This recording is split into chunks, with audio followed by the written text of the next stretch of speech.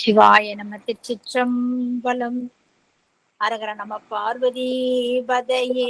அரகர மகாதேவா. நாடுடைய சிவனே போற்றி, நாட்டவர்க்கும் இறைவா போற்றி, நாவாய் கனகத்திரளே போற்றி, கைலை மலையாணி போற்றி போற்றி, அருள்மிகு உண்ணாமலை சமேத அண்ணாமலையார் திருவடிகள் போற்றி போற்றி, திருத்தணி முருகப்பெருமான் மலரடிகள் போற்றி போற்றி, அருள்மிகு சிவகாமி அம்பாள் சமேத அருள் ஜோதி நாதனே திருவடிகள் போற்றி போற்றி, அனைத்து அடியார்களுக்கும் திருவடி வணக்கம். குருவாழ்க. குருவே சரணம். தெளிவு குருவின் திருமேனி காண்டல், தெளிவு குருவின் திருநாமம் செப்பல், தெளிவு குருவின் திருவார்த்தை கேட்டல், தெளிவு குரு ஒரு சிந்தித்தல் தானே, தெளிவு குரு ஒரு சிந்தித்தல் தானே. திருச்சிற்றம்பலம். ஐயா நீங்கள் வாருங்கள் ஐயா. சிவாயனம். திருச்சிற்றம்பலம். சிவாயனம். ஐந்து கரத்தனை ஆனை முகத்தனை, இந்தின் இளம்பிறை போலும் எயிற்றனை, நந்தி மகந்தனை ஞான கொழுந்தினை, புந்தியில் வைத்து அடி போற்றுகின்றேனே. சைவத்தின் மேல் சமயம் வேறு இல்லை, அதில் சார் சிவமாம் தெய்வத்தின் மேல் தெய்வம் இல்லெனும், நான்மறை செம்பொருள் வாய்மை வைத்த சீர்திரு தேவாரமும் திருவாசகமும், உய்வை தரச் செய்த நால்வரு பொற்றாழ்யம் உயிர் துணையே. புழியருகோன் வெப்பு ஒழித்த புகழியருகோன் கடல் போற்றி, ஆழிமிசை கண்பிதப்பில் அணைந்த பிரான் அடி போற்றி, வாழி திருநாவலூர் வன் தொண்டர் பதம் போற்றி, ஊழி மலி திருவாத ஊரர் திருத்தாள் போற்றி, ஈராண்டில் சிவஞானம் பெற்றுயர்ந்த மெய்கண்டார் இணைத்தாள் போற்றி, நாராண்ட பல்லடியார்க்கு அருள் புரிந்த அருள் நந்தி நற்றாள் போற்றி, நீராண்ட கடந்தை நகர் மறைஞான சம்பந்தர் நிழல்தாள் போற்றி, சீராண்ட தில்லை நகர் உமாபதியார் செம்பதும திருத்தாள் போற்றி, கல்லால் நிழல் மலைவில்லார் அருளிய பொல்லார் இணை மலரு நல்லார் புனைவரே. சிவா. திருச்சிற்றம்பலம். எல்லாம் வல்ல எம்பெருமானினுடைய பொன்னார் திருவடிகளை என்னுடைய மனம் மொழி மெய்களினாலே வணங்கி மகிழ்கிறேன். ஞான நூலாகிய சித்தாந்தத்தினுடைய வாயிலாக இருக்கக்கூடிய உண்மை விளக்கம் என்ற இந்த ஞான நூலை நமக்கு அருளி செய்த திருவதிகை மனவாசகம் கடந்தார் அவர்களுடைய திருவடிகளையும், அவரது ஞானத்தந்தையாகிய மெய்கண்டார் அவர்களுடைய திருவடிகளையும் என்னுடைய மனம் மொழி மெய்களினாலே வணங்கி மகிழ்கிறேன். இந்த சித்தாந்த சென்னரியிலே என்னை ஈடுபடுத்திய மெய்ஞான வள்ளல் திரு கு வைத்தியநாதன் ஐயா அவர்களுடைய திருவடிகளை வணங்கி மகிழ்கிறேன். இந்த நிகழ்வை இடைவிடாம ஏற்பாடு செய்து நடத்தி கொண்டிருக்கிற ஈசன் குழுவினுடைய நிறுவனர் பிரேமா அம்மையார் அவர்களுடைய திருவடிகளையும், என்னோடு இணையத்திலே கலந்து இந்த நிகழ்ச்சியை கேட்டுக்கொண்டிருக்கிற அத்தனை அடியார் பெருமக்களுடைய திருவடிகளையும் என்னுடைய மனம் மொழி மெய்களினாலே வணங்கி மகிழ்கிறேன். இந்த ஞான நூலை கேட்க வேண்டும், கற்க வேண்டும் என்று மிக்க ஆவலோடு என்னோடு பயணித்திருக்கிற, பின்னர் யூடியூபிலே கேட்க இருக்கிற அத்தனை அன்பர்களுக்கும் என்னுடைய மனமார்ந்த நன்றியினையும் வணக்கத்தையும் வாழ்த்துக்களையும் தெரிவித்துக் கொள்கிறேன். இந்த உண்மை விளக்கம் என்கிற நூல் மாணவரும் ஞானாசிரியரும் உரையாடுவதைப் போலே அமைந்திருந்தது. இந்த மாணவர் ஞானாசிரியரை பார்த்து 7 வினாக்களை கேட்டிருந்தார். 6 தத்துவம் ஏது, ஆணவம் ஏது, கன்மம் ஏது, நான் ஏது, நான் என்றால் உயிர், உயிர் ஏது, நீ ஏது, நீ ஏது என்றால் பதி, பதி என்பது என்ன, அதனுடைய இயல்பு என்ன, நாதன் நடம் ஏது, சிவபெருமானினுடைய நடனத்திய வகைகளை சொல்லுங்கள், அதோடு மட்டுமில்லாமல் அதை அடைவதற்குரிய சாதனம் 5 எழுத்து அதனுடைய சிறப்புகளை சொல்லுங்கள். அதற்கு பிறகு முக்தினா என்ன, 5 எழுத்து முடிஞ்ச உடனே முக்தினா என்ன அப்படிங்கிற வரைக்கும் வினாக்களை தொடுத்து ஒவ்வொரு வினாவுக்கும் அவர்கள் அற்புதமாக விடையளித்திருந்தார்கள். 36 தத்துவங்கள்ல 3 விதமா அந்த தத்துவங்களை பிரிக்கிறாங்க. மேல சிவ தத்துவம், அடுத்தது வித்யா தத்துவம், அடுத்தது ஆன்ம தத்துவம். 5, 7, 24 என்ற வகையில பிரித்திருந்தார்கள். அதற்கு பிறகு இந்த உயிருக்கு அறியாமையை தருவது ஆன்லதாமா இருக்கு.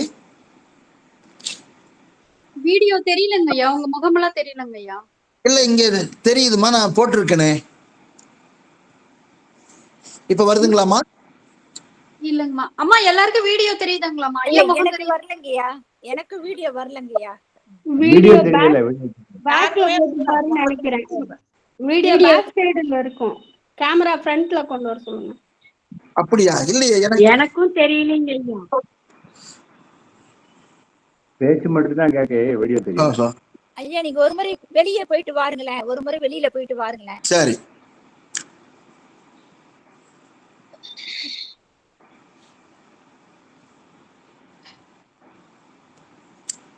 விஜயம்மா மைக் ஆஃப் பண்ணிக்கங்க.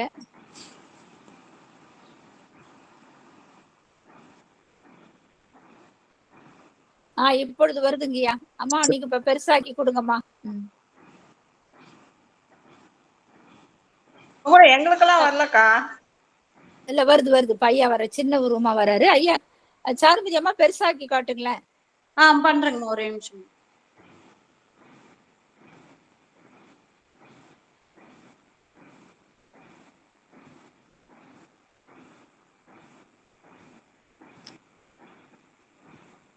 வீடியோ வந்து நீங்க ஆரம்பிக்கலாங்க ஐயா, நீங்க ஆரம்பிக்கலாம். சரிங்க. எக்கோ கேக்குது. 2 ஐடி ஐயா, 2 ஐடி இருக்குங்க. இல்ல ஒண்ணு முடிச்சு.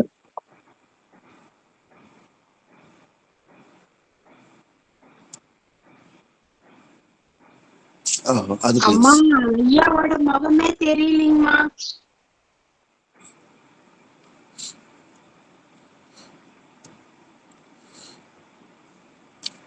என்ன இப்ப செய்யணும்?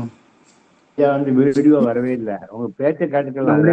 எல்லாரும் அந்த கனெக்ட் ஆக மாட்டேங்குது. அதான் 2ஆம் திரும்ப நான் இன்னைக்குதான் வீடியோ வரல, வீடியோ வரல ஐயா, வீடியோ வரல. இந்த ஒரே நிமிஷம், ஒரே நிமிஷம்.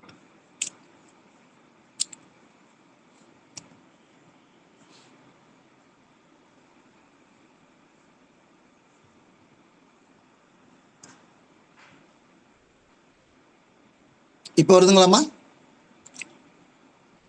ஐயா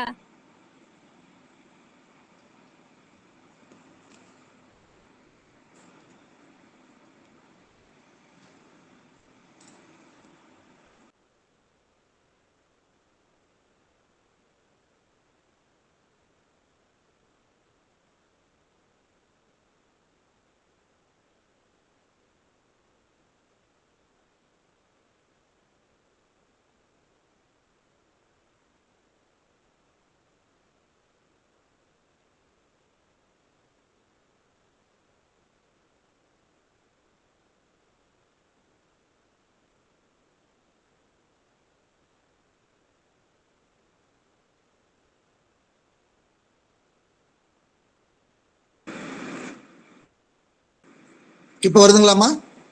வருதுங்க ஐயா. சரி, நல்லது. இப்படியே இருக்கட்டுங்க, இப்படியே வருதுங்க ஐயா. இது பின் பண்றேன்மா. பின் பண்ணிடுறாங்க வருதுங்க. பின்ன பண்ணுங்கம்மா. வருதுங்கய்யா, நல்லா சரி, தெரியுது. மகிழ்ச்சிமா, மகிழ்ச்சி. 5 எழுத்தினுடைய சாதனமாக சிவாய நமச்சிவாய என்கிற பஞ்சாட்சரத்தினுடைய மகிமையை சென்ற அமர்வில் நாம் மிக நன்றாக பார்த்தோம். யார் யார் சிவாய நம என்று சொல்ல வேண்டும், யார் நமச்சிவாய சொல்ல வேண்டும் என்கிற செய்திகளை நமது மனவாசகம் கடந்தாருடைய பாடலின் மூலமாகவும் உரையாசிரியர் மூலமாகவும் நாம் தெளிவாக அறிந்து கொண்டோம். இந்த சாதனத்தை பயன்படுத்தி ஒரு ஆன்மாவானது அடையக்கூடியது முக்தி என்கிற இன்பம், பேரின்பம். அந்த பேரின்பத்தினை நாம் எவ்வாறு விளக்குவது என்று நாம் சென்ற வகுப்பில் சில உவமைகள் மூலம் சொல்லியிருந்தோம். திருமூலர் நமச்சிவாயத்தை மற்றவங்கெல்லாம் மந்திரமாக பார்த்தார்கள், திருமூலர் மட்டும்தான் உண்ணும் கனியாக பார்த்திருக்கிறார். அவர் என்ன சொல்றார் ஒரு திருமந்திர பாடல்ல, ஒன்று கண்டீர் உலகுக்கு ஒரு தெய்வமும், ஒன்று கண்டீர் உலகுக்கு உயிராவதும், நன்று கண்டீர் இனி நமச்சிவாய பழம், தின்று கண்டேன் கண்டேற்கு இது தித்தித்தவாறே. அது ஒரு பழம் போல இருக்குதான், ஒரு சின்ன சின்ன பகுதியாக கடிச்சு உண்றார். அப்படி உண்ணும் பொழுது அது மிகவும் தித்திப்பாக இருக்கிறது என்று திருமந்திரத்துல ஒரு அற்புதமா சொல்லி இருக்கிறார். இன்னொரு அதே மாதிரி இன்னொரு பாடல்ல, ஒன்று கண்டீர் இவ்வுலகுக்கு ஒரு கனி, நன்று கண்டாய் அது நமச்சிவாய பழம், சென்று மென்று கண்டால் அது மெத்தென்று இருக்கும், தின்று கண்டால் அது தித்தித்து இருக்குமே. ஆக இது மெத்தென்று இருக்கிற ஒரு கனி, இந்த கனியை நாம் தின்று பார்ப்பதன் மூலம் அது மிகவும் தித்திக்கும் என்று எதுக்கு சொல்றோம்னா, அந்த முக்தியை சொல்லும் பொழுது அவர் 4 உதாரணங்களை சொன்னார், எடுத்துக்காட்டு சொன்னார். ஒன்று கனி, அந்த கனியில சுவை போல முக்தியில நாம் இறைவனோடு கலந்திருப்போம். அதே போல நெருப்புல எவ்வாறு வெம்மை கலந்திருக்கிறதோ, சூடு கலந்திருக்கிறதோ, அதே போல நாம் இறைவனோடு கலந்திருப்போம். அடுத்தது வீணை, அந்த வீணையில எவ்வாறு இனிய ஓசையானது கலந்திருக்கிறதோ அதே போல இருக்கும் அப்படிங்கிறத நம்ம சென்ற வகுப்புல பார்த்தோம். அந்த பாடலை மீண்டும் படிச்சுட்டு நான் இன்றைய அமர்க்குள்ள செல்றேன். முக்தி தனை அடைந்தோர் முந்து பழம், இது 45வது பாடல். முக்தி தனை அடைந்தோர் முந்து பழம் போதுன மலர், அந்த மலருக்குள்ள இருக்கிற வாசனை, அங்கி வித்தகமாம் வீணை இவையிற்றின் ஒத்த இரதம் மனம் வெம்மை எழில் நாதம் போல விரவுவர் என்று ஓதும் விதி. ஆக முக்தி நிலையில நாம் எவ்வாறு இருப்போம் என்பதை மிக அற்புதமாக சொன்னார்கள். ஆக முக்தி நிலையை விளக்கணும் அப்படிங்கிறது இருக்கிறதுலே மிகவும் சிரமமான விஷயம். ஏன் சிரமமான விஷயம்னா, அதை முக்தி அடைந்தவர்கள் திரும்ப இங்க இப்படிலாம் இருந்தது அப்படின்னு யாராலும் சொல்ல முடியாது. அதனால்தான் ஒரு சொல்லுவாங்க, வெண்டவர் கண்டிலர் கண்டவர் வெண்டிலர். அதை யார் அடைந்தார்களோ அவர்கள் சொல்ல போவதில்லை. அதே போல இங்க சொன்னவர்கள் இங்க அங்க அடைந்தவர்கள் இங்க சொல்ல மாட்டாங்க, சொன்னவர்கள் அங்க போக மாட்டாங்க அப்படிங்கிற மாதிரி ஒரு விளக்கம் சொல்லி இருந்தார்கள். எனவே இந்த முக்தியினை நாம் எவ்வாறெல்லாம் அனுபவிக்க வேண்டும், அதை எவ்வாறெல்லாம் சொல்ல வேண்டும் அப்படிங்கிறத ஒரு திருமூலரே இன்னொரு இடத்துல சொல்றாரு. எப்படி என்ன இதை போய் சொல்லுங்கிறீங்களே, முக்தியினுடைய இன்பத்தை எப்படி சொல்ல முடியும் என்னால? இதை அனுபவிக்கத்தான் முடியுமே தவிர அதை யாராலும் சொல்ல முடியாது. ஒரு உவமை வேணா சொல்லலாம். இப்ப அவங்க சொன்னாங்க இல்லையா, ஒரு பழத்துல சுவை இருக்குது, பூவுல மனம் இருக்குது. இப்படி உவமை மூலமாக சொல்ல முடியுமே தவிர அதனுடைய இன்பத்தை நம்மாலே விளக்க முடியாது. இத திருமூலர் ஒரு இடத்துல அற்புதமா சொல்றாரு. என்ன சொல்றாருன்னு கேட்டா, ஒரு தாய் தன்னுடைய மகளுக்கு எவ்வாறு தன் மணாளனோடு மகிழ்ச்சியாக இருந்தார் அப்படிங்கிறத சொல்லுன்னு சொல்ல முடியுமா? அப்படி மகள் கேட்கிறா, அப்ப சொல்ல முடியுமா அப்படின்னு ஒரு எடுத்துக்காட்டு சொல்றார். என்ன சொல்றார்? முகத்தில் கண்கொண்டு காண்கின்ற மூடர்கள் அகத்தில் கண்கொண்டு காண்பதே ஆனந்தம், மனசுலதான் ஆனந்தம் இருக்குது. ஆக இந்த முகத்துல கண் கொண்டு பார்க்காதீங்க, ஆனந்தத்தை உள்ளுக்குள்ளால திரும்பி பாருங்க. மகற்கு, தான் பெற்ற மகளுக்கு தாய் தன் மணாளனோடு ஆடிய சுகத்தை சொல் என்றால் சொல்லுமாறு எங்கனே. அப்ப என்ன பண்ணணும், அந்த பெண் அவள் பருவம் எய்தி திருமணம் புரிந்து தன் மணாளனோடு ஆடும் பொழுதுதான் அந்த சுகத்தை அனுபவிக்க முடியுமே தவிர இதை சொல்லுன்னு சொல்ல ஒருத்தனால சொல்ல முடியாது அப்படின்னு ஒரு அருமையான உவமையை சொன்னார். இந்த மாதிரி உவமையை யாருமே சொல்ல முடியாது, அந்த அளவிற்கு அற்புதமான ஒரு உவமையை சொன்னார். ஆக இந்த முக்தி நிலையில நாம் எவ்வாறு இருப்போம் அப்படிங்கிறத அடுத்த பாடல்ல மேலும் ஒரு உவமையோட சொல்றார். 46வது பாடல் சொல்றோம். தத்துவங்கள் எல்லாம் சகசமாய் ஆன்மாவில் பெத்தத்தில் நிற்கின்ற பெற்றி போல் முக்திதனில் சித்தமலம் அற்றார் செறிந்திடுவர் என்று மறை சத்தியமா ஓதியிடும் தான். இதுல என்ன சொல்றாரு, பெத்த நிலைன்னு ஒரு நிலை சொல்றாரு. அது பெத்த நிலைன்னா ஒண்ணு இல்லை, நாம இருக்கிற நிலை. என்ன நாம இருக்கிற நிலை? இந்த நிலைக்கு சகல நிலைன்னு பேர். முன்னாடி இருந்த நிலைக்கு ஆணவம், அது கேவல நிலை. இப்போ இருக்கிற நிலை பெத்த நிலை, பிறகு இருக்க போற நிலை முக்தி நிலை. இந்த பெத்த நிலையில தத்துவங்கள்லாம் நமக்கு உடம்பாக வருகிறது. 36 தத்துவம் இருக்கு இல்லைங்களா, அந்த 36 தத்துவம் தான் நமக்கு உடம்பாக வந்திருக்கிறது. இந்த உடம்பாக வந்திருக்கும் போது இது ஆன்மாவோட ஒன்றாக இருக்கிறது, சகசமா இருக்கு. சகசமான்னு சொன்னா எல்லா நிலையிலும் இயல்பாக இருக்கிறது. அப்ப இயல்பாக இருக்கும் பொழுது எப்படி உயிர் வேற தத்துவங்க உடம்பு வேற அப்படின்னு இல்லாம உடம்பாகவே நாம் இருக்கிறோமோ, அதை போலத்தான் முக்தி நிலையில இறைவனோடு நாம் கலந்து இறைவனாகவே இருப்போம். அதான் சொல்றாரு, செறிந்திடுவர். செறிந்திடுவர்னா சிறிதும் தனித்து காணப்பெறாமல், தனியா இல்லாம அதனோடு ஒன்றாக இருப்போம், சிவத்தோடு இருப்போம். அப்ப பாத்தீங்கன்னா இந்த நிலையில சகல நிலையில எப்படி நாம தத்துவங்களாகிய இந்த உடம்பும் உயிரும் ஒன்றாக இயைந்து இருக்கிறதோ, அதே போல சுத்த நிலையில பெருமானோடு நாம் ஒன்றாக இருந்து இயைந்து பெருமானாகவே மாறியிருப்போம். இப்ப பாருங்க, ரொம்ப அற்புதமான செய்தி இது. ஆணவ கேவல நிலைக்கு போறோம், அப்ப ஆணவத்தோடு கலந்து இருக்கிறோம். ஆணவத்தோடு கலந்து இருந்து நமக்கு அறிவு இச்சை செயல் எதுவுமே செயல்படாம இருக்கும். ஆனா கேவல இந்த நிலையில சகல நிலையில பாத்தீங்கன்னா நம்ம தான் இந்த உடம்பு அப்படின்னு நினைச்சுக்கிட்டு இருப்போம். அங்க அறிவே வேலை செய்யாது. இங்க நாம் சிற்றறிவு பெற்று இந்த உடம்பையே நாம் என்று கருதி கொண்டிருப்போம். அப்ப நாம அதே இப்ப எப்படி நாம இருக்கிறோம், நாம் வேறு தத்துவங்கள் வேறு உடம்பு வேறு என்று நினைக்காமல் இது உயிராகவே இருக்கிறதோ, அதை போல அங்க போனோம்னா சுத்த நிலைக்கு போனோம்னு வச்சுங்களேன், இறைவனோடு சேர்ந்து இருப்போம். நாம் முழுவதுமாக இறைவனாகவே இருப்போம். வேற தனித்தனியா இருப்போம், ஆனா இறைவன் தான் வெளியில தெரிவார், நாம தெரிய மாட்டோம். இந்த நிலைதான் முக்தி நிலை.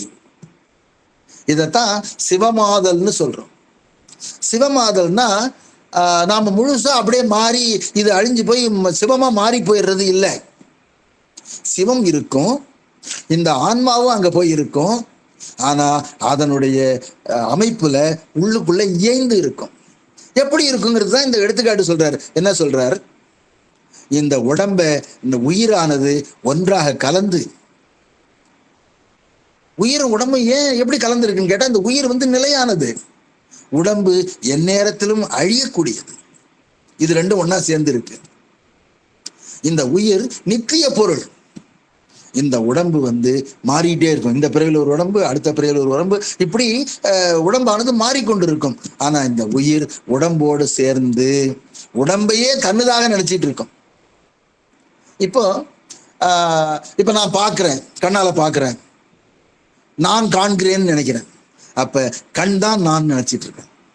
அப்ப தத்துவங்கள் என்னோடு ஒன்றாக இருக்கிறது. நான் கேட்கிறேன், அப்ப இந்த கால் தான் நான் நினைச்சிட்டு இருக்கேன். அதே போல இந்த உடம்பு தான் நான் நினைச்சிட்டு இருக்கேன்.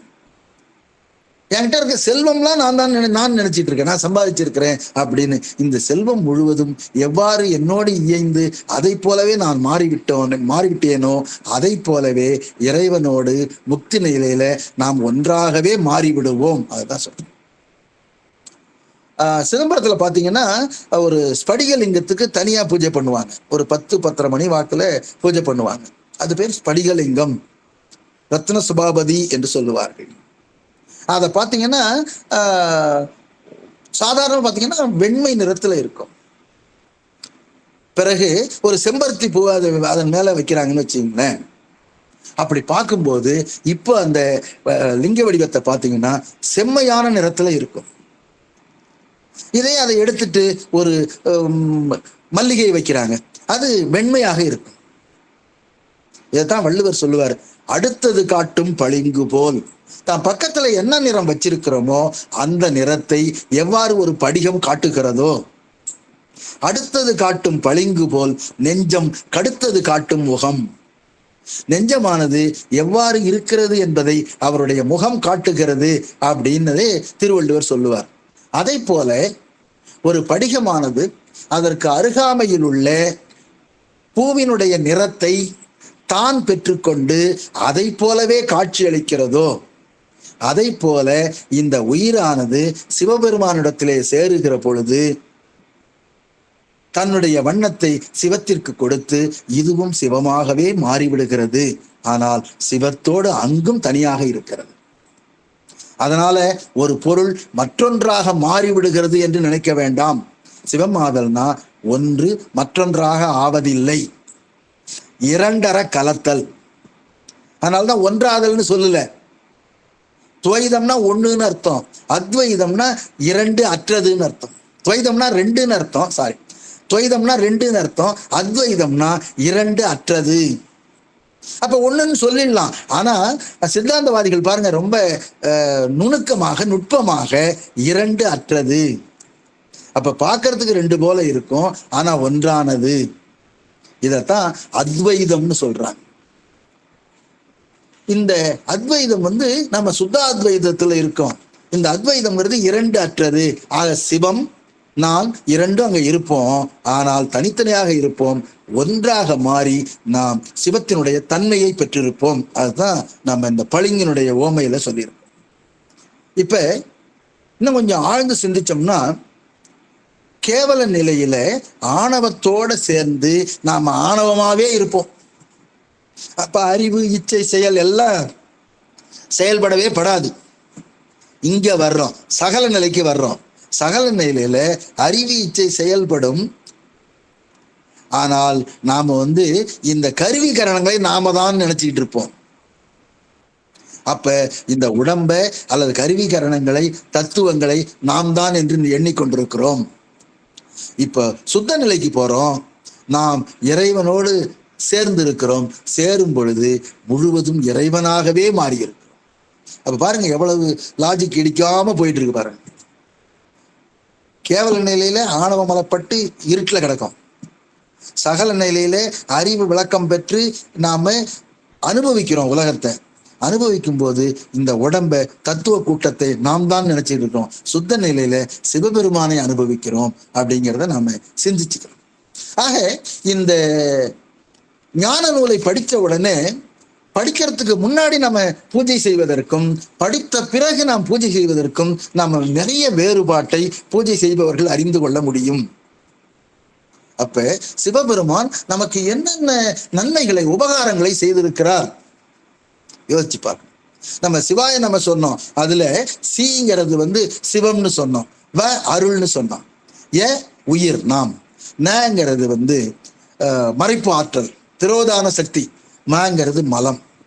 இத ஒரு சீங்கிறத பொருள்னு சொல்லுவாங்க, பொருள். வ அருள். ஏ இதுக்கு பேர் தெருள்னு பேர். தெருள்னா தெளிய வேண்டியது. இந்த ஏ தெளிஞ்சு ஒரு முடிவுக்கு வரணும், அதனாலதான் இதை தெருள்னு சொல்றோம். ந மருள். மருள்ங்கிறது நமக்கு மயக்கத்தை தருவும். மங்கிறது இருள். அப்ப இருள், இது ஒண்ணுமே தெரியாது. சின்னதா ஒரு விளக்கேற்றி வச்சிருக்கிறோம். அப்ப லேசா ஒரு ஒரு ஒரு கயிறு மாதிரி ஒண்ணு தெரியுது. ஆனா நமக்கு சந்தேகமா இருக்கு, அது கயிறா அல்லது பாம்பா இருக்குமோ அப்படின்னு சொல்லிட்டு. அது மருள், அது மயக்கம். ஆக ஒரு கயிறை இது கயிறா அல்லது பாம்பான்னு பாக்குறோம் பாருங்க, அது மயக்கம். இது தெளிய வேண்டியது நாம. ஏன் அருள், ஏங்கிறது தெருள்னு சொன்ன தெளிய வேண்டியது. இப்போ இறைவனுடைய அருளானது அங்கே வருகிறது, ஒளி நன்றாக தெரிகிறது. உடனே நாம முடிவுக்கு வரோம், இது கயிறு தான் அப்படின்னு பயமில்லைன்னு நினைக்கிறோம். அப்ப அருளானது நம்மை பொருளிடம் கொண்டு சிவத்திடம் சேர்க்கிறது. அதனாலதான் முழு முதற் பொருள் சிவபெருமான் அப்படின்னு சொல்றோம். இத தெரிஞ்சுக்கிட்டு இதை படிச்சுட்டு நாம திருவாசகத்தை படிக்கிறோம்னு வச்சுக்கீங்களேன். அப்ப பாத்தீங்கன்னா திருப்பள்ளி எழுத்துல முதல் வரியிலே சொல்லுவார், போற்றி என் வாழ்முதல் ஆகிய பொருளே. போற்றி என் வாழ்முதல்னா, வாழ்முதல்னா வாழ்ற வரைக்கும் நமக்கு அது ஒரு கேபிட்டல், முதல். அந்த வச்சுதான் நாம வாழ்க்கையே நடத்துறோம். அத வாழ்முதல்னு சொல்லுவாங்க. இன்னும் சிலர் சொல்லுவாங்க, அந்த வாழ்முதல் ஒரு வேறு ஒரு பொருள்ல சொல்லுவாங்க. என்னன்னு கேட்டீங்கன்னா, ஒரு பொருள் இருக்கு, கொஞ்சம் காசு வச்சிருப்பாங்க, ஒரு நகை வச்சிருக்காங்கன்னு வச்சுங்களேன். ஒரு பாட்டியம்மா இருக்காங்க, நகை வச்சிருக்காங்க. ஆனா அவங்களுடைய இறுதி காலம் பிறகு முடியாதப்ப அதை யாருக்கிட்டையாவது கொடுப்போம், அது வரைக்கும் வச்சிருப்போம்னு சொல்லுவாங்க. அதுக்கு பேரு தான், அதை அவங்க கொஞ்சம் இதா சொல்லுவாங்க, சாவு முதல்னு சொல்லுவாங்க. பின்னாடி எனக்காக யாரும் செலவு பண்ண வேணாம், இதை வச்சுக்குவோம், இதை வச்சுட்டு செய்வோம் அப்படிங்கிற மாதிரி அதை சாவு முதல்னு சொல்லுவாங்க. அதை கூட மாணிக்க வாசகர் அதை வாழ்முதல் என்று சொல்கிறார் என்று சில அறிஞர்கள் குறிப்பிடுவார்கள். எனவே போற்றி என் வாழ்முதலாகிய பொருளே. ஆக சிவபெருமான் இவருக்கு வாழ்முதலாக இருக்கக்கூடிய பொருள் என்பதை இந்த பொருள்ங்கிற வார்த்தையில சொல்றோம். எனவேதான் நாம ஞான நூல்களை படிப்பதன் மூலம், அதை படிச்ச பிறகு திருவாசகத்தை படிச்சோன்னு வச்சுங்களேன், வாழ்முதலாகிய பொருளே அப்படின்னு நினைக்கும் போது தன்னைத்தானே, அதாலதான் நம்ம உருகிறோம். திருவாசகத்திற்கு உருகாதார் ஒரு வாசகத்திற்கும் உருகார்னு சொன்னா, இப்படி அதனுடைய பொருள், உண்மையான பொருள், மெய்ப்பொருள், என்றும் நிலையான பொருள் என்பதை அறிந்து கொள்வதற்காகத்தான் இந்த மாதிரி ஒரு சித்தாந்த நூல்களை கற்க வேண்டும் என்று சொல்கிறார். அடுத்தது பொருள். இப்போ ஆக இதுல இருந்து நாம் தெரிந்து கொள்வது, எவ்வாறு சகல நிலையில நாம் தத்துவ கூட்டங்களோட இருந்து அதுவே உண்மை என்று ஒன்றாக இயைந்திருக்கிறோமோ, அதே போல முத்தி நிலையிலே நான் இறைவனோடு சேர்ந்து இறைவன் மட்டும் வெளியே தெரியுமாறு ஒன்றாக கலந்து இருப்போம் என்பதை இந்த பாடலிலே தெரிவித்திருக்கிறார். ஒரு பளிங்கு எவ்வாறு பக்கத்திலே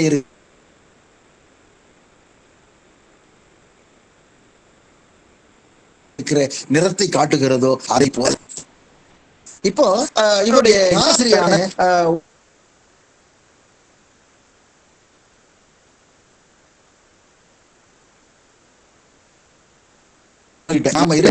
இறைவன் கலந்திருக்கிறார். இறைவன் நமக்கு தெரியாது, கலந்திருக்கிறாரான்னு தெரியாது, ஆனா நம்மோட கலந்திருக்கிறார். அந்த மாதிரி முக்தி நிலையில எப்படி சகல நிலையில உயிரோடு இறைவன் கலந்திருக்கிறாரோ, அதே போல முக்தி நிலையில நாம் இறைவனோடு கலந்திருக்கிறோம் என்று ஒரு உவமை சொன்னார்.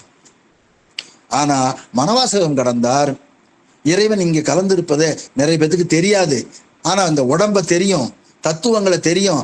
எனவே தத்துவங்களோடு கூடி இந்த உடம்பையே நாம் நினைச்சிட்டு இருக்க மாதிரிதான் முக்தி நிலையில நாம் இறைவன் என்ற நிலையிலே இருப்போம் என்று இவர் தெரிந்ததிலிருந்து தெரியாததற்கு நம்மை அழைத்து செல்வார் என்ற பாணியிலே இதை சொல்லி இருக்கிறார்.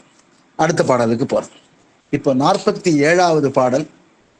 ஆதவந்தன் சந்நிதியில் அம்புலியின் சோதி பேதமர நிற்கின்ற பெற்றி போல் நாதாந்தத்து அண்ணல் திருவடியில் ஆன்மா அணைந்து இன்ப கண்ணில் அழிந்து இடும் கான். இதுலயும் ஒரு மிகச்சிறந்த ஒரு எடுத்துக்காட்டு சொல்லி இருக்கிறார். ஆதவன் அப்படின்னா சூரியன். ஆதவன்னா சூரியன். சூரியன் ஒண்ணு. அடுத்தது அம்புலி. அம்புலினா நிலவு. 96 வகை சிற்றிலக்கியங்கள்ல பிள்ளைத்தமிழ்னு ஒரு தமிழ் இருக்கு. அது இறைவனையோ அல்லது மக்களுள் சிறந்தாரையோ பிள்ளையாக குழந்தையாக பாவித்து பாடக்கூடிய ஒரு சிற்றிலக்கிய வகைதான் பிள்ளைத்தமிழ். அந்த பிள்ளைத்தமிழ்ல சிவபெருமானுக்கு பிள்ளைத்தமிழ் கிடையாது. ஏன்னா அவர் தான் பிறவான் இரவான் ஆச்சுங்களா. அதை யாருமே பிள்ளையாக நினைத்து பிள்ளைத்தமிழ் இயற்றவில்லை. அது பாருங்க எவ்வளவு ஒரு அற்புதமான ஒரு நுட்பமான விஷயம். சிவபெருமானுக்கு பிள்ளைத்தமிழ் இல்லை, அம்மைக்கு உண்டு. மீனாட்சி அம்மை பிள்ளைத்தமிழ் குமரகுருபுரம் பாடி இருக்கிறார். முருகப்பெருமானுக்கு முத்துக்குமாரசாமி பிள்ளைத்தமிழ், திருச்செந்தூர் முருகன் பிள்ளைத்தமிழ், இப்படி பிள்ளைத்தமிழ் அவங்களுக்கு உண்டு. விநாயகருக்கு உண்டு. இப்படி பல்வேறு பிள்ளைத்தமிழ் பாடல்கள் உண்டு. அதுல 100 பாடல்கள் இருக்கும், 10 பருவங்கள் இருக்கும். அதுல ஒரு பருவம் தான் அம்புலி பருவம். அதுல என்ன பண்ணுவாங்க, அம்புலி ஆடவாவேன்னு கூப்பிடுவாங்க. அம்புலி ஆடவாவே. அந்த நாள்ல நிலவை காட்டி சோறு ஊட்டுவது பழக்கம். அவ்வாறு பாடும் பொழுது அதுல சாம பேத தான தண்டத்தை சொல்லி நிலவினை காட்டி நிலவை கூப்பிட்டு தன்னுடைய குழந்தையோட நிலா நிலா ஓடிவா நில்லாமல் ஓடிவா என்ற குழந்தை பாடல்களை சொல்லி சொல்லுவார்கள். இதை அம்புலி பருவம் என்று 10 பாடல்கள் அமைச்சிருப்பாங்க. அழகு பொலி கந்தபுரி தழையவரு கந்தனுடன் அம்புலி ஆடவாவே என்று சொல்லுவார். ஆனா இப்பொழுதெல்லாம் அந்த பழக்கமே மாறி போச்சு. இப்போ ஒரு செல்லை கையில கொடுத்துட்டா அது பாட்டுங்க அதை பார்த்துக்கிட்டு இருக்கோம். இவர் சோறு ஊட்டிக்கிட்டே இருப்பாங்க. அது என்ன சாப்பிடுதுன்னு இதுக்கு தெரியாது, இவங்க என்ன ஊட்டுறாங்கன்னு அவங்களுக்கு தெரியாது. அதுதான் இப்ப சமீபத்துல பவானி ஐயா சொன்னாங்க, பழைய காலத்துல சோறு ஊட்டுனாங்க தாய், அதுல பாசமும் நேசமும் இருந்தது.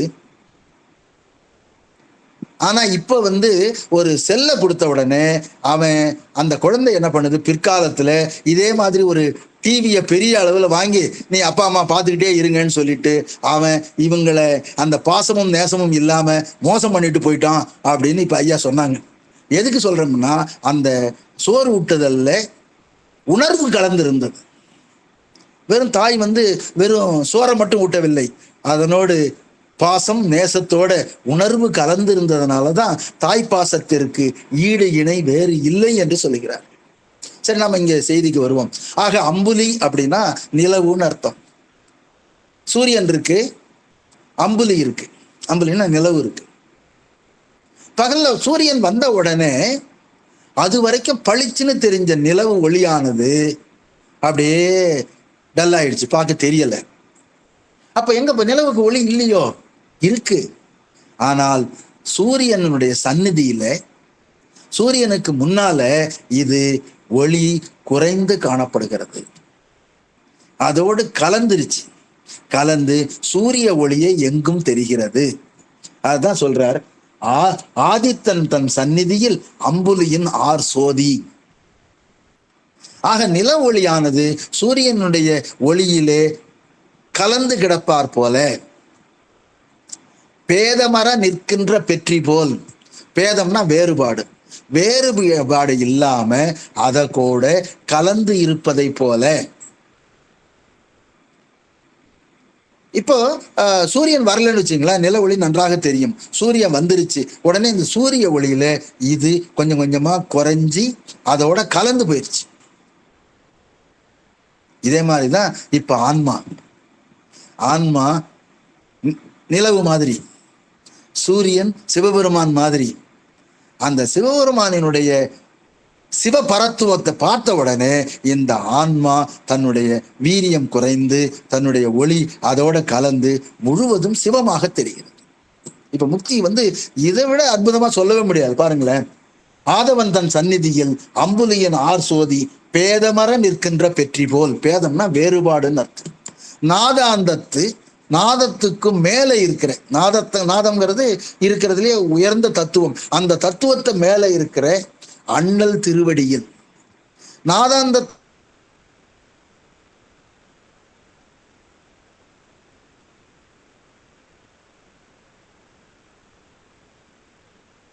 கலந்து இருக்கக்கூடிய சிவபெருமானுடைய திருவடியில ஆன்மா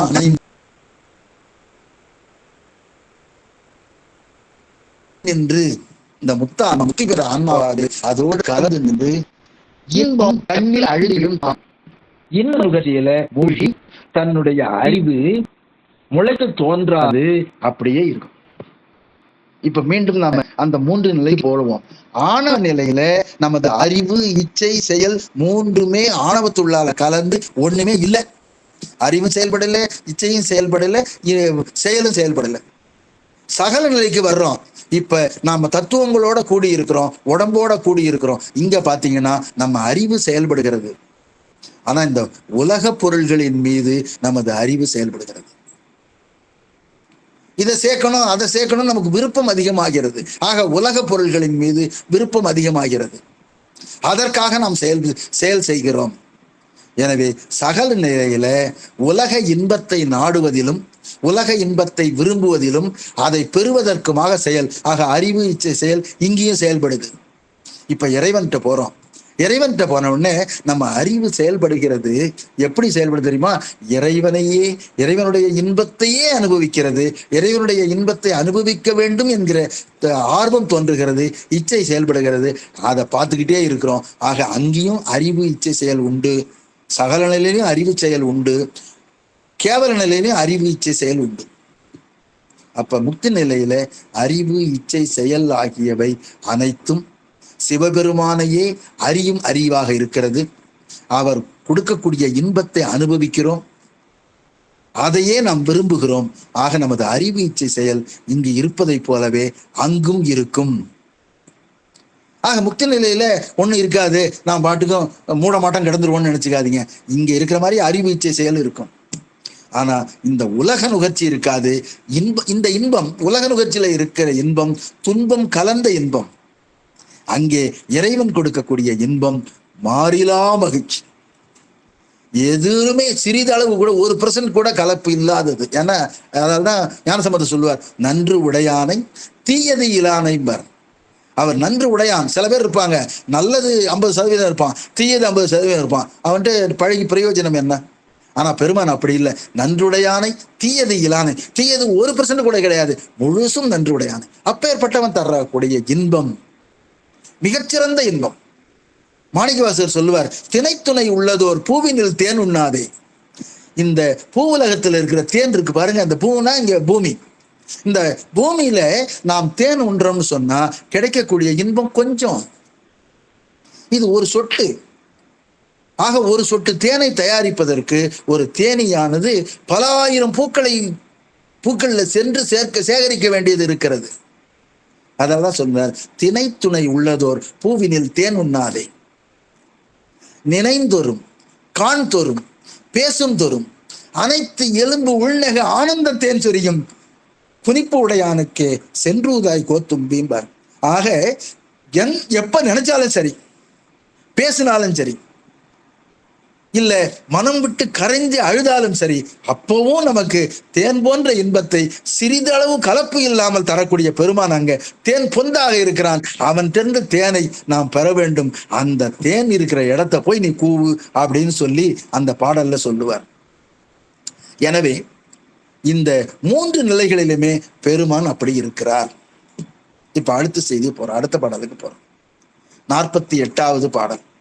இப்ப நமக்கு எல்லாத்துக்கும் ஒரு சந்தேகம் வரும். என்ன சந்தேகம்னா, முக்திக்கு போறோம், ஆன்மா இறைவன்கிட்ட போகுதா இல்ல இறைவன் ஆன்மா கிட்ட வராரா? இந்த கேள்வி நமக்கு தெரியும். ஆன்மா இறைவன்கிட்ட போகுதா இல்ல இறைவன் ஆன்மா கிட்ட வராரா? இப்ப செய்தி அதுதான். இப்போ ஆன்மா இறைவன்கிட்ட போகுதுன்னு வச்சுக்கீங்களேன் அப்படின்னு சொல்றோம். அப்ப என்ன ஆயிடுச்சுன்னா, இறைவன் வியாபகம் உடையவன், எல்லா இடத்திலும் இறைவன் இருக்கிறான். அப்ப ஆன்மாவும் அதுக்குள்ளே இருக்கு. அப்ப எப்படி ஆன்மா அதுக்குள்ளே இருக்கும்போது இறைவன்ட்டு போகும் அப்படின்னு ஒரு குறைபாடு ஏற்பட்டு விடும். அப்ப வியாபகத்துல இந்த ஆன்மா இல்லையா? ஆன்மா இறைவனுடைய வியாபகத்துக்குள்ளதான் இருக்குது. அப்ப ஆன்மாவானது இறைவன்கிட்ட போறது அப்படிங்கிறது இல்லை. அப்ப அது போகல. சரி, அப்ப இதை ஒத்துக்கலாம். அப்ப இப்படி வச்சுக்கிறோம், இறைவன் ஆன்மா கிட்ட வராரா அப்படின்னு கேட்டா, இறைவன் ஆன்மா கிட்ட வர்றோம்னா ஆன்மாவை விட்டு இறைவன் வெளியில இருக்கிறாருன்னு அர்த்தம். அப்படி இருக்கிறாரா? அப்படி இல்லை. ஏன்னா நம்ம முன்னாடியே சொல்லி இருக்கிறோம், இறைவன் உயிரோடு ஒன்றாகவும் வேறாகவும் உடனாகவும் இருக்கிறார். அப்ப இறைவன் ஒன்னா இருக்கிறார், வேறா இருக்கிறார், உடனா இருக்கிறார். அப்படி இருக்கும்போது இந்த ஆன்மா விட்டு இவர் வெளியில இருந்தாதானே இவர்கிட்ட வர முடியும். அப்ப முக்தி நிலையில உயிர் ஆன்மா கிட்ட போகல, உயிரானது இறைவன்கிட்ட போகல, இறைவன் உயிர்கிட்ட வரல. இது போதுன்னு சொன்னாலும் குறையா இருக்கு, அது அங்கிருந்து வருதுன்னு சொன்னாலும் குறையா இருக்கு. அப்ப என்னதான் நடக்குது? அப்ப முக்தி நிலை என்பதில ஆன்மா இறைவனிடம் போகிறதா அல்லது இறைவன் ஆன்மாவிடம் வருகிறாரா என்ற கேள்விக்கு இப்போ இந்த பாடல்ல இவர் பதில் சொல்றார். கொஞ்சம் ஆழ்ந்து நுட்பமாக கவனிக்க வேண்டிய ஒரு செய்தியை இந்த பாடல்ல சொல்றார். சென்று இவன் தான் ஒன்றில் சிவபூரணம் சிதையும். இப்ப அர்த்தம் புரியும் நினைக்கிறேன். சென்றுனா அவன் போய், இவன் தான், இவன்னா இந்த ஆன்மா ஒன்றில், அதோடு ஒன்றுமானால் சிவபூரணம் சிதையும். அப்ப பூரணம்னா முழுமையானதுன்னு அர்த்தம். சிவபூரணம்னா சிவமானது முழுமையாக இந்த பிரபஞ்சம் முழுவதும் பரவி இருக்கிறது, அது சிதையும். அப்ப இந்த ஆன்மா அதுக்குள்ள இல்லைங்கிற பொருள் ஆயிரும். அப்ப அது தப்பு. அதான் சொல்றார், சென்று இவன் தான் ஒன்றில் சிவபூரணம் சிதையும். சரி அது இல்லை, அன்று அவன்தான் ஒன்றும். சரி, பெருமான் தான் இங்க வராரு அப்படின்னு வச்சுக்கிட்டோம்னா அந்நியமா,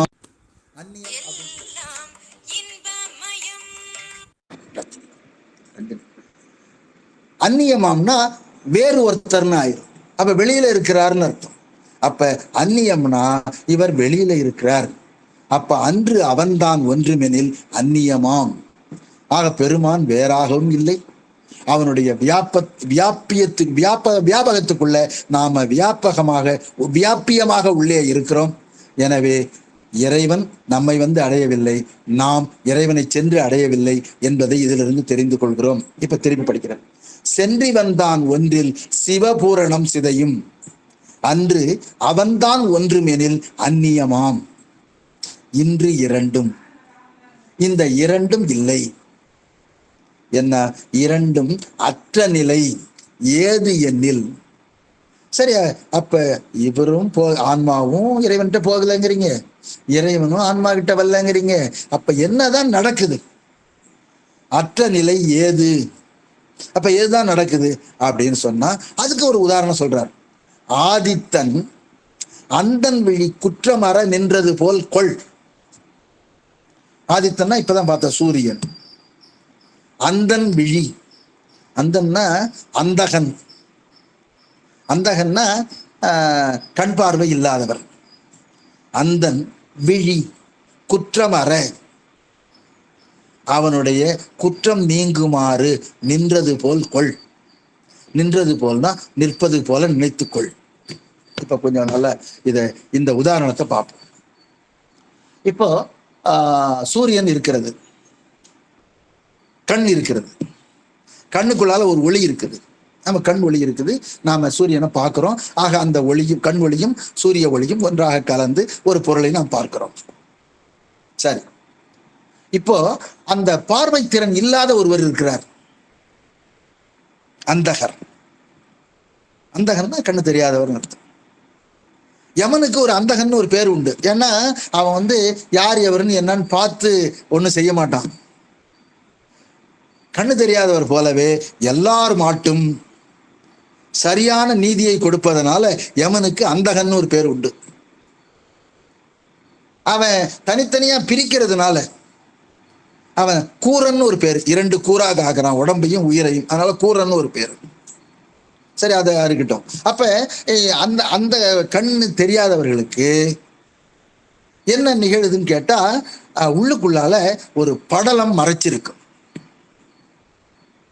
இப்ப நமக்கே ஒரு குறிப்பிட்ட வயது ஆன உடனே நமக்கு பொருள் நன்றாக தெரியவில்லை, நாம மருத்துவர்கிட்ட போறோம். உடனே அவர் என்ன பண்றாரு, இதுல காட்ராக்ட் இருக்கு சார், அதை எடுக்கணும், அந்த படலத்தை நீக்க வேண்டும் என்று சொல்கிறார். படலத்தை நீக்கின உடனே இந்த கண்ணொளி சூரிய ஒளியோடு பொருந்தி நன்றாக பார்க்கலாம். அதுதான் இந்த வரியில சொல்றார், ஆதித்தன் அந்தன் விழி குற்றம் அற.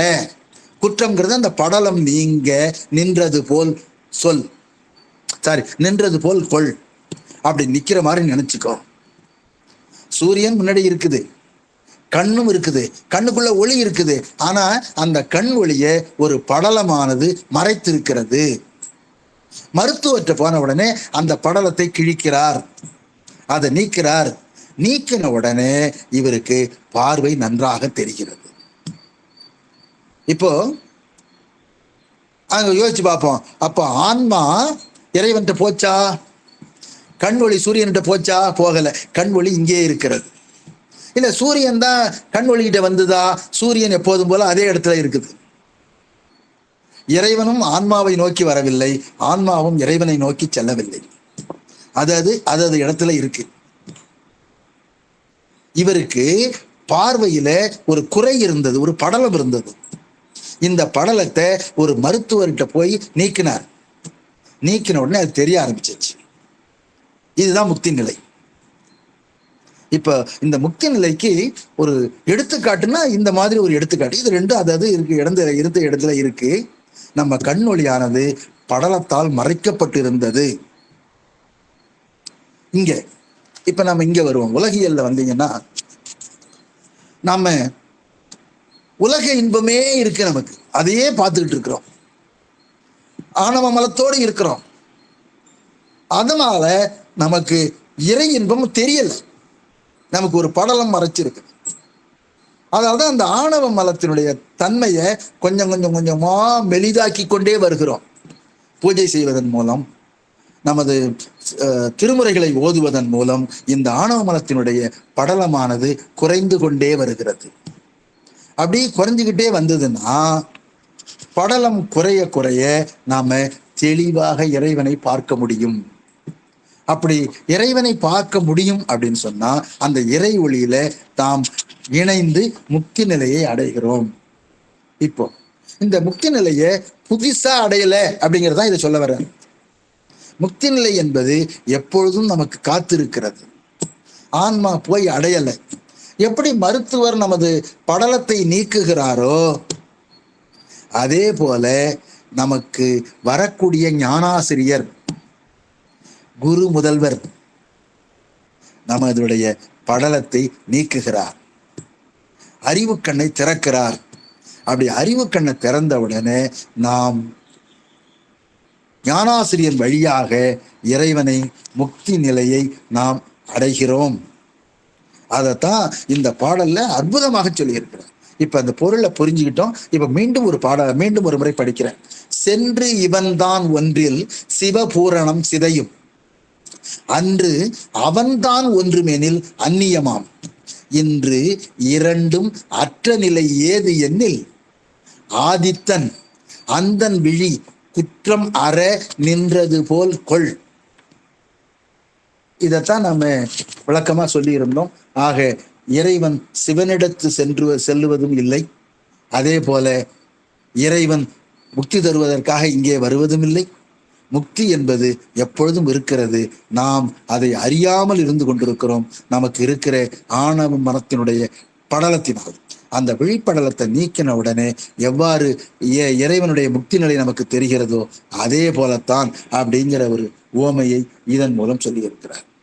ஆக முக்தி நிலை என்பது புதிதாக வருவது இல்லை, உயிருக்கு இயற்கையாக அமைந்தது.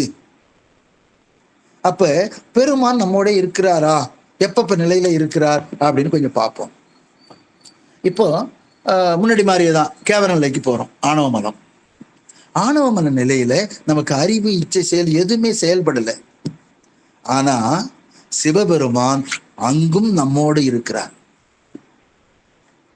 அம்மாதிரி இருக்கிற தொட்டு தான் நாம சிறிதளவாவது சரி நமக்கு ஒரு பிறப்பை தரணும் அப்படின்னு இறைவன் கருணையோடு அதை நோக்குகிறார். அதான் மாணிக்கவாசகர் சொல்லுவார், உருத்தெரியா காலத்தேம்பார். உருத்தெரியா காலம்னா நான் ஒரு சதை பிண்டமா இருந்தேன், எனக்கு கை கால் மூக்கு காது எதுவுமே கிடையாது. ஆனா பெண்ணாங்கிறது கிடையாது, தெரியாது. அந்த காலத்தினும் என்னுள் இருந்தாய்.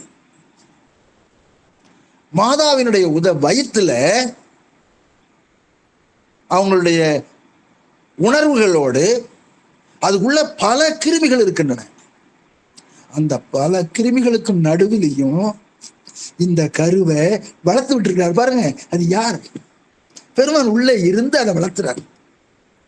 ஒரு இந்த நாதாந்தத்தில் நாதம் அப்படிங்கிறத எட்டி அதை தாண்டி இருக்கிற பெருமான் என்ன பண்றாரு, நமது தாயினுடைய மலக்குடல்ல இருந்து கருவறையில இருந்து நம்மை வழி வழியா கொஞ்சம் கொஞ்சமா வளர்த்து விட்டு இருக்கிறாரு. அந்த கேவல நிலையில பெருமான் நமக்கு உணர்வுகளை தர்றார், உடம்ப தர்றார். இது எப்பேற்பட்ட கருணை பாருங்க, நம்ம நினைச்சு கூட பார்க்க முடியாது. சரி, நம்ம வெளியில வந்துட்டோம், சகல நிலைக்கு வந்துட்டோம். இப்ப பெருமான் நம்மோடே இருக்கிறார். நம்ம எது செய்தாலும் அதற்கு உடனாக இருக்கிறார். அப்படி உடனாக இருக்கும் பொழுது நம்ம இறைவனுடைய நினைவினை, இறைவன் நமக்கு செய்த நன்றியினை நினைச்சு பார்க்க வேண்டாமா? அதுதான் நம்ம சொல்றோம். ஆக சகல நிலையிலும் இருக்கிறார். சரி, போன பிறவியில இருந்தாரா? போன பிறவியில என்னோட இருக்கிறார். போன பிறவியில என்னோட இப்ப எப்படி சகல நிலையில இருக்கிறாரோ அதே மாதிரி போன பிறவியிலையும் என்னோடு இருந்து எனக்கு அருள் இருந்த தொட்டு தான் நான் அடுத்த பிறவி அடைஞ்சிருக்கிறேன்.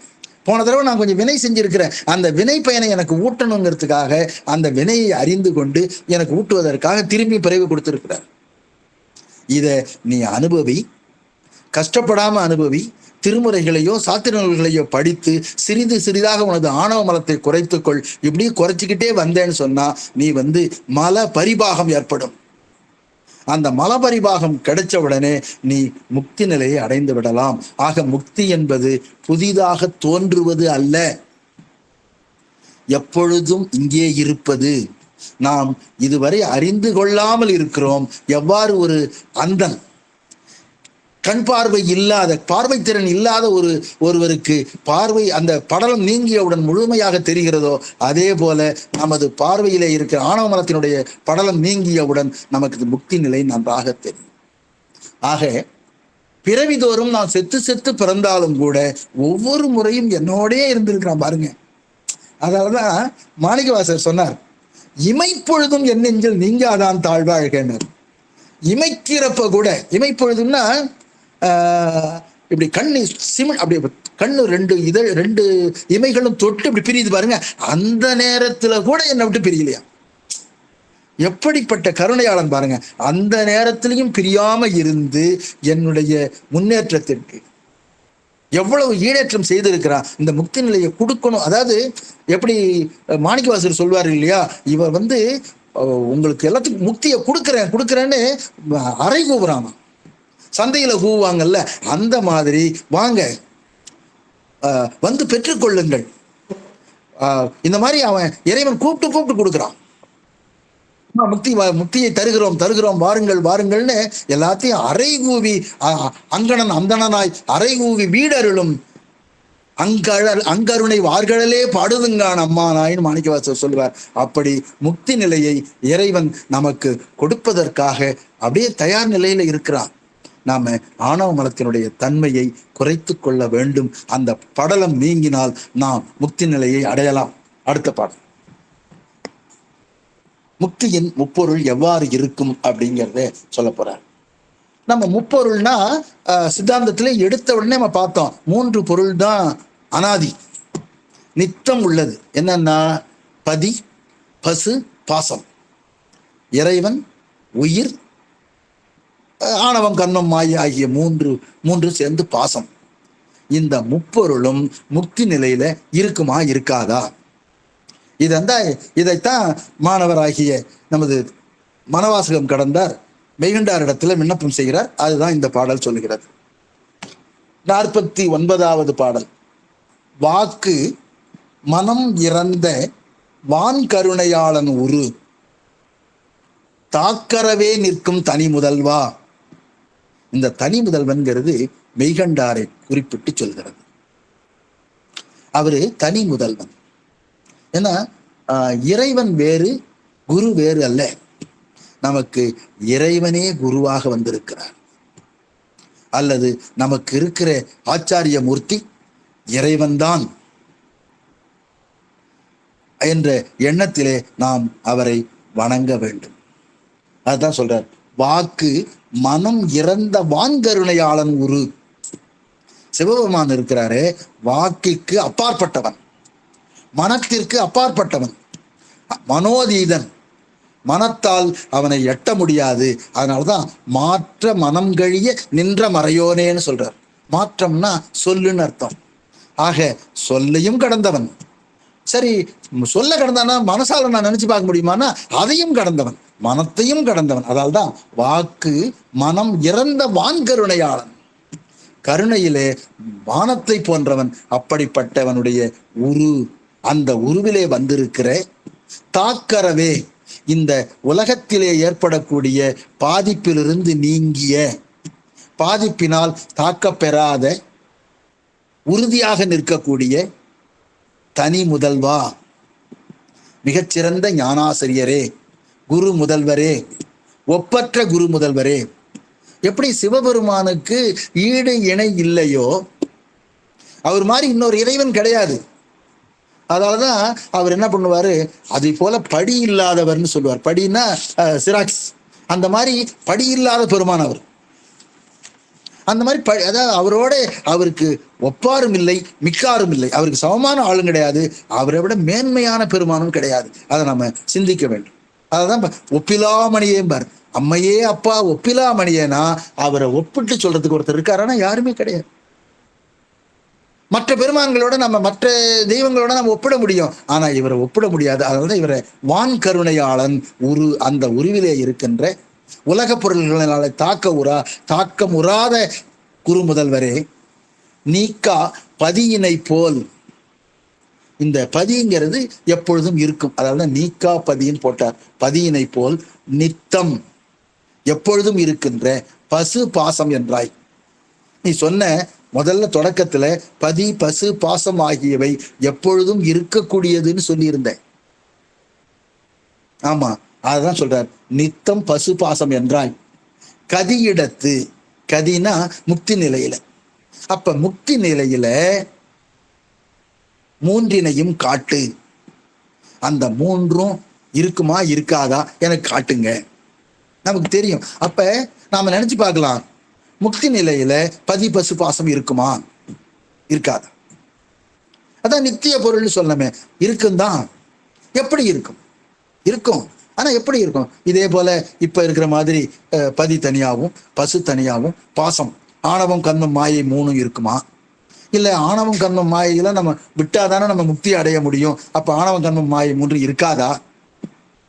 அப்ப இதனால் கட்டுப்படுத்த முடியாதுன்னா இந்த பசு இதே மாதிரி ஆணவ மலத்து கட்டுப்பாடு தான் ஃப்ரீ ஆயிடுமா?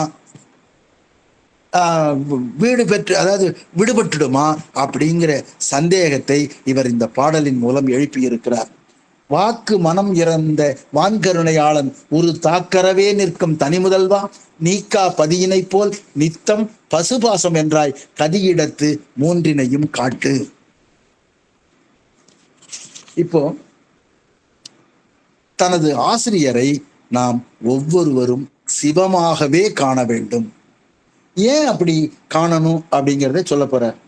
உயிர் தானே எதையும் அறிய மாட்டாது. இந்த உயிருடைய தன்மை என்னன்னா அறிவிக்க அறியும் தன்மை. வேற ஒருத்தர் சொன்னாதான் தெரியும், தானே தெரிஞ்சுக்காது. இப்ப பாருங்களேன், இப்ப ஒரு சடப்பொருள் இருக்கு. இந்த சடப்பொருளுக்கு அறிவிச்சாலும் அறியாது. ஒரு மணி நேரமா அதுகிட்ட சொன்னா கூட அது பாட்டுக்கு பேசாம தான் இருக்கும். எனவே இது அறிவிக்க அறியாததும் இருக்கு. இந்த ஆன்மா அறிவிக்க அறியும் தன்மையுடையது. அறிவிக்காமலே அறிவதுதான் சிவம். அதனால்தான் அவருடைய அறிவை வாலறிவன் என்கிறோம். ஆக வாலறிவன் என்பது அறிவிக்காமலே அறியும் அறிவு. நமக்கு இருக்கிற அறிவு சிற்றறிவு. இது அறிவிக்க அறியும் அறிவு. ஒன்னு சொல்லி கொடுத்தா தான் நான் சொல்லுவேன். இல்ல ஒரு நூலை எடுத்து படிக்கணும், ஒரு சின்ன சின்ன கொஞ்சம் கொஞ்சமா தான் அறிய முடியுமே தவிர ஒரே நேரத்தில் அனைத்தையும் அறிய முடியாது. இது உயிரினுடைய அறிவு. அப்ப யாராவது ஒருத்தர் அறிவிச்சாதான் என்னால் ஒன்றை அறிந்து கொள்ள முடியும். நம்ம அறிவு அஞ்ஞானத்தை நீக்கக்கூடிய ஞான அறிவு இருந்தா தான் நாம் முக்தியை அடைய முடியும். அப்ப ஞான அறிவை பெற வேண்டுமானால் எனக்கு ஒருத்தர் வேணும். சாதாரணமா ஒருத்தர் சிலம்பத்தை கத்துக்கிறாருன்னு சொன்னால், இல்ல வாழ் பயிற்சி கத்துக்கிறாருன்னா அங்க அவருக்கு ஒரு ஆசிரியர் இருப்பார். ஆக வாழ் பயிற்சி, போர்க்கலை ஆகியவற்றை அறிந்து கொள்வதற்கு எவ்வாறு ஒரு ஆசிரியர் தேவைப்படுகிறாரோ, இது சாதாரணமா உலகியல்ல இருக்கிற கலைக்கே ஒரு ஆசிரியர் தேவைன்னு சொன்னா, இந்த உடம்புக்கு ஞான அறிவை தருவதற்கு, ஞானத்தை தருவதற்கு ஒரு நிச்சயமாக ஒரு சாதாரண மனிதர் போதாது. அவர் இறைவனுடைய திருவருளை பெற்றவராக இருக்க வேண்டும். இறைவனுடைய திருவருளை பெற்றவர் சிவமான ஆனவர். அவர்தான் நமக்கு ஞானக்கண்ணை திறந்து விடுவார், அறிவுக்கண்ணை திறப்பார். அதனாலதான் ஏனைய கலைகள் தருவதற்கு எவ்வாறு ஒரு சாதாரண ஆசிரியர் ஒருவர் வேண்டுமோ, அதே போல சிவஞானத்தை தருவதற்கு ஆசிரியராக அமைபவன் இறைவனாகவே இருக்க வேண்டும். அதனாலதான் நமக்கு குருவானவர் சிவம்தான், சிவமே ஆக வேண்டும். சரி, சிவத்துக்கு அவர் மட்டும் என்ன சார் ஸ்பெஷல், அவர் தான் குருவாக வர வேண்டும் என்ன இருக்கு அப்படின்னு கேட்டா, நமக்கு மல பரிபாகம்னு ஒண்ணு இருக்கு. ஆணவம் குறைஞ்சிக்கிட்டே வரும். ஒரு ரொம்ப மெல்லியதாயிடுச்சுன்னு வச்சுங்களேன், அப்ப ஞானத்தை கொடுத்தா இது ஏற்கும். ஆணவமலம் தடிமனா இருக்கு.